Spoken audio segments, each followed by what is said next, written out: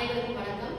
நாம் இப்போது 10ஆம் வகுப்பு பாடப்பகுதியில் இயல் 1 பகுதியில் இடம்பெற்றுள்ள எழுத்து சொல் இலக்கணத்தில் உள்ள அளபடைகள் குறித்து பார்த்து வருகிறோம்.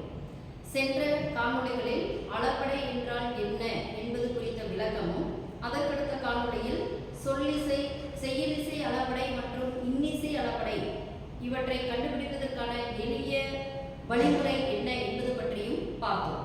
அதன் தொடர்ச்சியாக இன்று நாம் பார்க்க இருப்பது சொல்லிசை அளபடை. இந்த சொல்லிசை அளபடை குறித்து பார்க்க இருக்கிறோம். அதாவது சொல்லிசை அளபடைக்கு பாடப்பகுதியில் நமக்கு தரப்பட்டுள்ள செய்யுளாகிய திருக்குறளை பார்ப்போம். உரண் நசையி உள்ளம் துணையாகச் சென்றார், வரல் நசையி இன்னும் உளேன் என்பதாகும். அதாவது வெற்றியை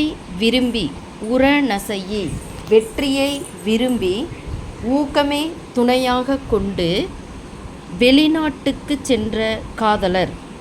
உரணசையி, அதாவது நசை என்றால் விருப்பம், உரண் என்றால் வெற்றியை விருப்பமாக கொண்டு உள்ளத்தை, அதாவது ஊக்கத்தை துணையாக கொண்டு சென்றார் காதலர். வரல் நசையி, அதாவது வரல் திரும்பி வருதல், நசை என்றால் விருப்பம், திரும்பி வருதலை விரும்பி, நசை என்றால் விருப்பம், நசையி என வரும்பொழுது விரும்பி என பொருள் வருகிறது. வரல் நசையி இன்னும் உளேன், அவர் திரும்பி வருதலை காண விரும்பியே இன்னும் யான் உயிரோடு இருக்கின்றேன் என்பது இக்குறட்பாவின் பொருளாகும். உரண் நசை, அதாவது வெற்றியை விருப்பமாக கொண்டு, அந்த விருப்பம் என்ற பெயர் சொல் இங்கு ஈ என்ற இணை எழுத்து பெற்று எச்சமாகி விரும்பி என்னும் பொருளை தருகிறது. அதே போன்று வரல் நசையி, அதாவது வருதலை விரும்பி, நசை என்றால் விருப்பம், இங்கு நசை என்பதுடன் ஈ என்ற குறிலெழுத்து சேர்ந்து, ஐகாரத்திற்கு இணை எழுத்தாகிய குறிலெழுத்து சேர்ந்து விரும்பி என்னும் பொருளில் வந்துள்ளது, அதாவது எச்சமாகி உள்ளது. இவ்வாறு ஒரு பெயர் சொல் எச்ச சொல்லாக மாறி வருதலே சொல்லிசை அளபடை ஆகும். பயனை கருத்தில் கொண்டு வெற்றியை தேடி சென்றிருக்கிறார் நம் தலைவன். அவர் மீண்டும் வருவார் என நான் காத்திருக்கிறேன் என்பதாகும். இந்த குறட்பகுதியில் நமக்கு கொடுக்கப்பட்டுள்ள வார்த்தை உரணசை. உரணசை என்பது அதாவது விருப்பம், உள்ளத்தினது விருப்பம். உரணசை என்பது, நசை என்பது விருப்பம் என பொருள்படும். ஆனால் இங்கு கொடுக்கப்பட்டுள்ள வார்த்தையில் இவ்விடத்தில் நசை என்பது நசையி என இகரம், அதாவது இங்கிருக்கக்கூடிய ஐகாரத்துக்கு இனமான இணை எழுத்தாகிய இகரம் சேர்த்து நசையி என கொடுக்கப்பட்டுள்ளது.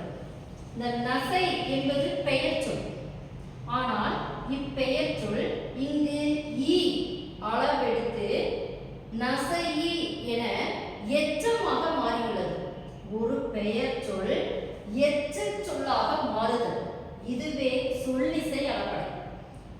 கொடுக்கப்பட்டுள்ள பெயர் சொல் நாம் அளவெடுத்து, இகரத்தை சேர்த்து அளவெடுத்து கூறும் பொழுது இப்பெயர் சொல் இங்கு எச்சமாக மாறிவிடுகிறது.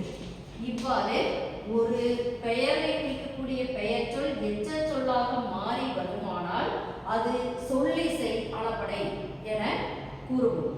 சொல்லிசை அளபடையை இன்னும் எளிமையாக கண்டறிவதற்கு ஒரு எளிய வழி, சொல்லிசை அளபடை பெரும்பான்மை, அதாவது இகரம் கொண்டு முடியும். சொல்லிசை அளபடை என்பது இகரம் கொண்டு முடியும். வளை என்ற வார்த்தை இது சொல்லிசை அளபடை ஆகும்போது வளையி என மாறிவிடும். ஐகாரத்துக்கு அடுத்து இகரம் சேர்த்து ஈ என்ற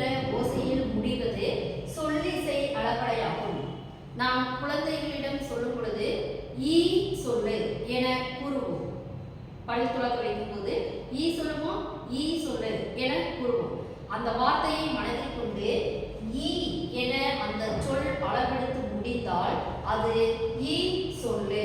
ஸோ ஈ சொல்லிசை அளபடை. இகரத்தில் முடிந்துள்ளது, இது சொல்லிசை அளபடை என நாம் எளிமையாக இதை நினைவில் கொள்ள முடியும்.